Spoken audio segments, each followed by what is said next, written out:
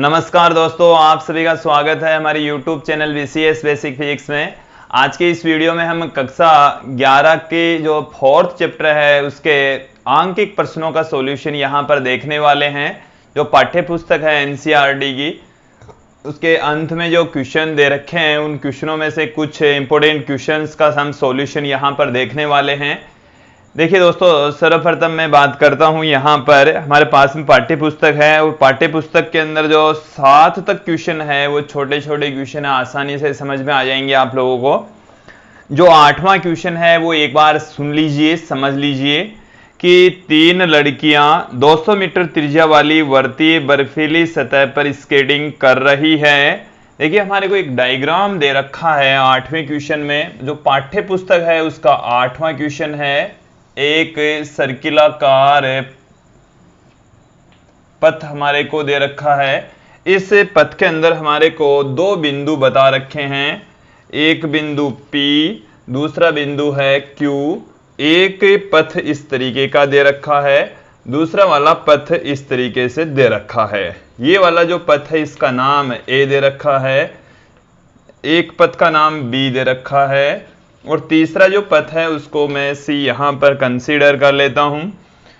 अब इस क्वेश्चन को फिर से सुनेंगे कि 3 लड़कियां 200 मीटर त्रिज्या वाली वर्तीय बर्फीली सतह पर स्केटिंग कर रही है। इसकी जो रेडियस है दोस्तों वो है 200 मीटर। 200 मीटर त्रिज्या के वर्तीय पथ पर गति कर रही है, तो यहां पर जो PQ है वो त्रिज्या का दुगुना होगा, 400 मीटर होगा। आगे हमारे को पूछा है कि वे सतह के किनारे के बिंदु P से स्केटिंग शुरू करती है। वो जो तीनों लड़कियां हैं वो बिंदु P से गति करना प्रारंभ करती है तथा P के व्यास ये विपरीत बिंदु Q पर विभिन्न पथों से होकर पहुंचती है। इसके व्यास पर जो विपरीत जो बिंदु है, जो व्यास है उसके विपरीत बिंदु Q पर पहुंचती है। उन तीनों लड़कियों के पथ हमने दिखाए हैं A, B, C। आगे हमारे को पूछा है कि प्रत्येक लड़की के विस्थापन सदिश का परिमाण कितना है। तीनों लड़कियों के द्वारा जो विस्थापन तय किए जाते हैं उसका परिमाण कितना है वो हमारे को पूछा है।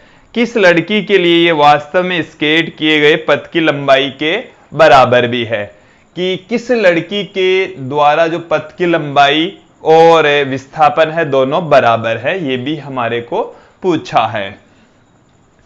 दोस्तों हम जानते हैं विस्थापन होता है प्रारंभिक बिंदु तथा अंतिम बिंदु के बीच की सीधी दूरी। प्रारंभिक बिंदु व अंतिम बिंदु के मध्य की सीधी दूरी, सीधी दूरी है उसको हम विस्थापन कहते हैं। तो बिंदु P से Q तक की जो सीधी दूरी है दोस्तों वो है PQ के बराबर, और जो PQ है दोस्तों वो है 400 मीटर। तो यहां पर इस क्वेश्चन का जो आंसर है विस्थापन कितना होगा, तो वो है दोस्तों 400 मीटर। इसके साथ में हमारे को पूछा है कि कौन सी लड़की के द्वारा तय किए गए पथ की लंबाई विस्थापन के बराबर होती है। तो जो एक लड़की है B वो इस पथ के अकॉर्डिंग चलती है, उसके व्यास के बराबर पथ की लंबाई होती है। तो यहां पर लड़की B द्वारा तय किए गए पथ की लंबाई विस्थापन के बराबर होती है। तो ये हमारे पास में 8वां क्वेश्चन था, उसका सॉल्यूशन था। अब 9वां क्वेश्चन देखिए दोस्तों, क्या है कि कोई साइकिल सवार किसी वर्तीय पारक के केंद्र से चलना शुरू करता है। एक सर्किलाकार पहले इस क्वेश्चन के अंदर जो डायग्राम दे रखा है वो आप लोगों के सामने में बना रहा हूं।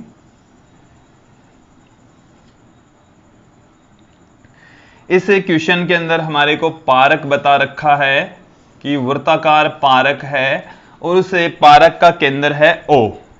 एक बार फिर से सुन लीजिए, O से गति करना प्रारंभ करते हैं। O से गति प्रारंभ होती है, इसका मतलब है कि जो प्रारंभिक बिंदु है वो है O।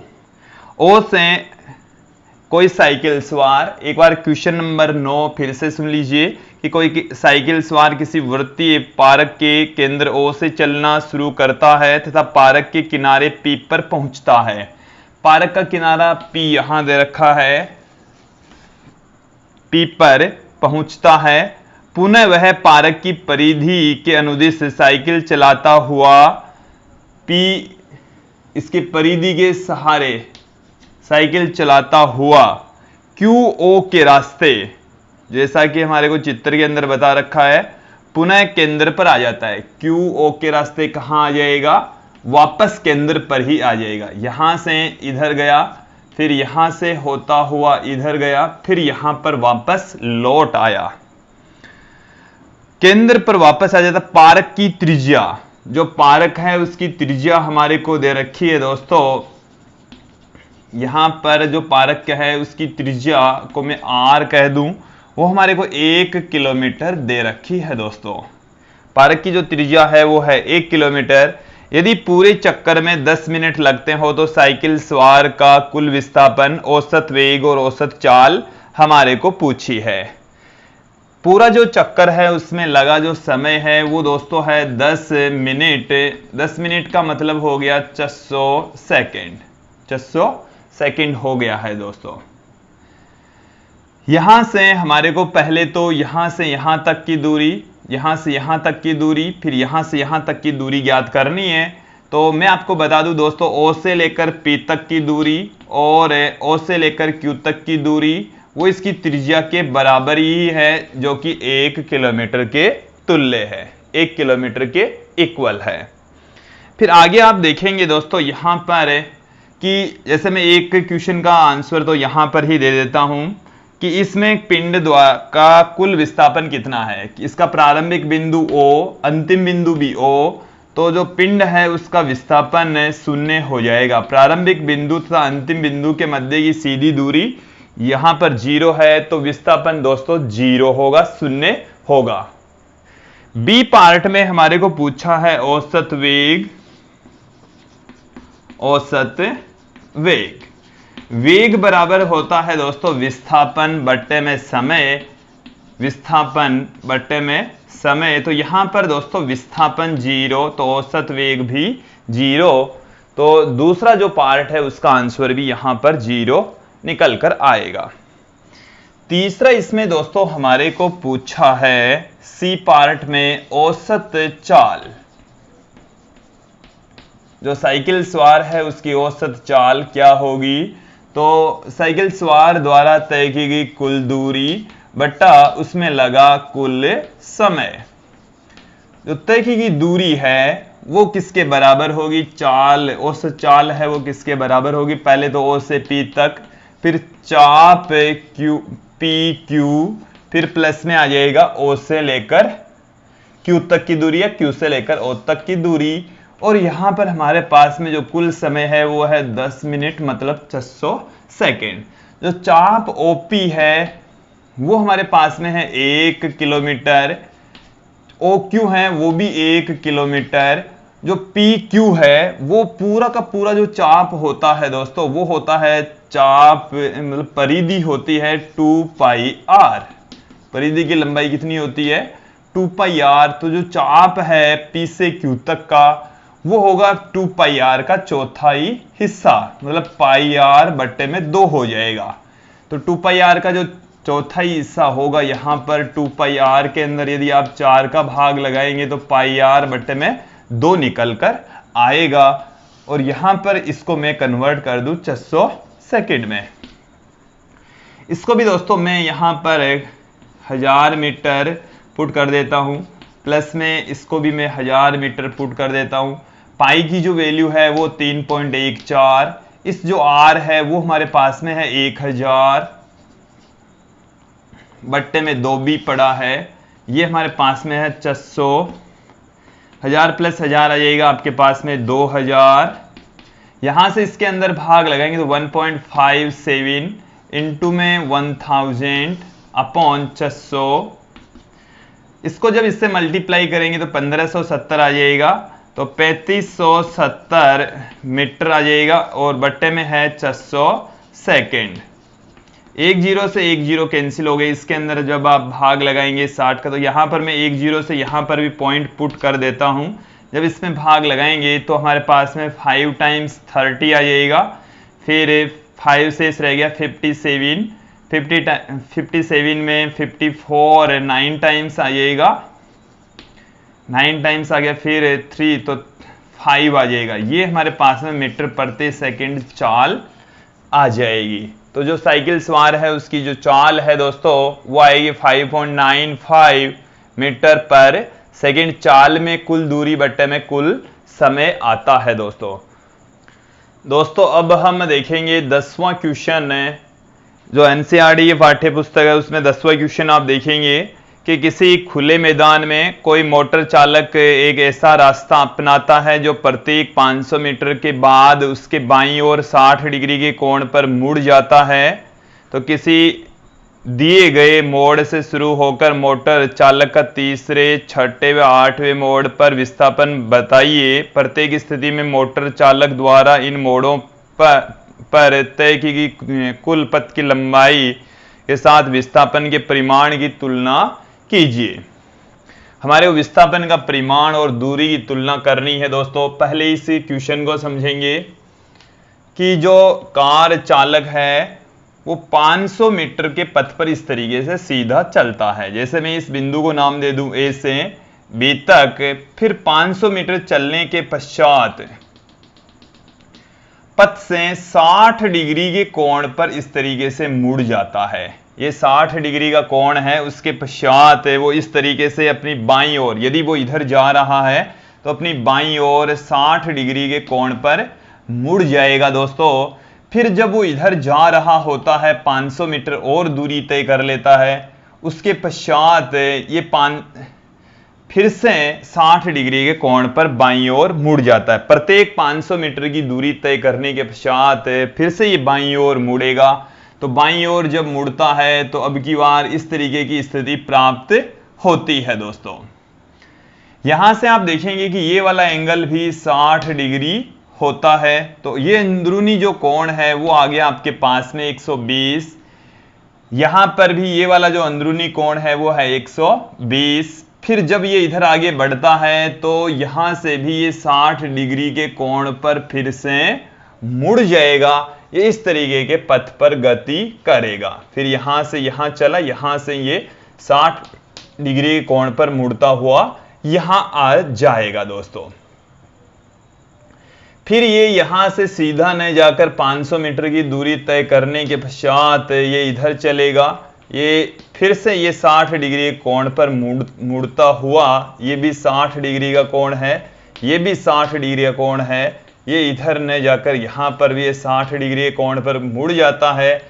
ये इधर से इस तरीके से चलता है दोस्तों। यहां पर हमारे पास में समषटभुज का निर्माण होता है। समषटभुज का निर्माण होता है। किसी भी बहुभुज के अंदर जो बहिष कोणों का योग होता है वो 360 डिग्री होता है। यहां पर हम देखेंगे कि ये जो कोण है इन सब का जो योग है वो 360 डिग्री है और प्रत्येक भुजा की जो लंबाई है वो 500 मीटर है। मैं यहां से, जैसे यहां से जो कार चालक है वो गति करना स्टार्ट करता है, पहली मोड़ ये आ जाती है, दूसरी मोड़ ये आ जाती है और तीसरी मोड़ ये आ जाती है। तो यहां से यदि हम सीधी दूरी फाइंड आउट करना चाहें तो ये हमारे पास में जो समषटभुज है उसके केंद्र से होकर गुजरेगी। कि तीसरी मोड़ और प्रारंभिक बिंदु के बीच की जो सीधी दूरी है वो तो है AD, A से लेकर D तक। तो जब हम विस्थापन ज्ञात करेंगे तब की बातें हैं। पहले मैं एक एक करके जो मोड़ हमारे इस क्वेश्चन में दे रखे है उसके अंदर पथ की लंबाइयों की बात करता हूं। तो सबसे पहले तो पूछा है तीसरे मोड़ तक कि किसी दिए गए मोड़ से शुरू होकर मोटर चालक का तीसरे, छठे व 8वें मोड़ पर विस्थापन बताइए। विस्थापन पूछा है और प्रत्येक स्थिति में मोटर चालक द्वारा इन मोड़ों पर तय की गई कुल पथ की लंबाई के साथ विस्थापन के परिमाण की तुलना कीजिए। हमारे को ये पूछा है तीसरी मोड़ पर विस्थापन। तो तीसरी मोड़ पर जो विस्थापन है दोस्तों, यहां से आप विस्थापन देखेंगे तो ए से लेकर तीसरी मोड़, पहली मोड़, दूसरी मोड़, तीसरी मोड़ यहां आ जाती है। यहां से गति करना स्टार्ट करता है तो विस्थापन आ जाएगा ए डी। यहां पर ये एक समषटभुज का निर्माण होगा। ये 500 मीटर है, ए बी 500 मीटर है, तो ये मैं बिंदु ले लूं ओ, तो ओ बी भी 500 मीटर होगा, ए ओ बी 500 मीटर होगा, ओ डी बी इसकी ये वाली जो भुजा है, क्योंकि यहां पर ये एक समबाहु त्रिभुज का निर्माण करता है और सभी की जो लंबाई है वो 500 मीटर होगी दोस्तों। तो जो AD है उसको मैं AO प्लस में OD लिख दूं। इसका मतलब हो गया 500 प्लस 500 1000 मीटर प्राप्त होती है। कितनी प्राप्त होती है दोस्तों? 1000 मीटर का विस्थापन प्राप्त होता है। विस्थापन का जो परिमाण है वो 1000 मीटर होता है। फिर आगे हमारे को इसमें पूछा है छठे मोड़ पर, तो पहली मोड़, दूसरी, तीसरी, चौथी, पांचवी, छठी मोड़ पर जो विस्थापन है वो बिंदु ए पर ही स्टार्ट होता है और ए पर ही वापस आ जाता है। तो छठी मोड़ पर जो विस्थापन है वो प्रारंभिक बिंदु के बराबर ही होगा। विस्थापन यहां पर दोस्तों 0 होता है। फिर हमारे को ये पूछा है 8वें मोड़ पर, तो जो 8वां मोड़ है दोस्तों, यहां से आप देखेंगे कि जो 8वां मोड़ है वो हमारे पास में है, ये छठा आया था, ये 7वां और ये 8वां, ये वाला है हमारे पास में विस्थापन। 8वें मोड़ पर जो विस्थापन है दोस्तों वो AC के बराबर होगा। तो हमारे को इसका परिमाण फाइंड आउट करना है। जैसे मैं इसको एक सदिश ले लूं, इसको एक सदिश ले लूं और दोनों सदिशों के बीच का जो एंगल है वो हमारे पास में है 60 डिग्री। तो इसका जो परिमाण है वो हम यहां पर फाइंड आउट कर सकते हैं दोस्तों। दोनों सदिशों का जो परिणामी है, उन दोनों सदिशों का परिणामी का परिमाण हमारे को यहां पर ज्ञात करना है। तो AC बराबर मैं यहां पर पुट कर दूं कि AB का स्क्वायर प्लस BC का square plus 2AB into BC कोस 60 डिग्री आ जाएगा दोस्तों। यहाँ पर जो एंगल है वो इधर तो है, इन दोनों के बीच का जो एंगल है वो 60 डिग्री आ जाएगा। तो यहाँ से जब इसका सॉल्यूशन निकालेंगे, AC हमारे को फाइंड आउट करना है, तो 500 का स्क्वायर प्लस 500 का स्क्वायर प्लस 2 गुणा 500 इंटू 500 और कोस 60 डिग्री है और कोस 60 डिग्री की वैल्यू होती है 1/2। तो ये 500 का स्क्वायर 3 जगह आ गया, तो 3 गुणा 500 का स्क्वायर का रूट, तो 500 अंडर 3 आ जाएगा।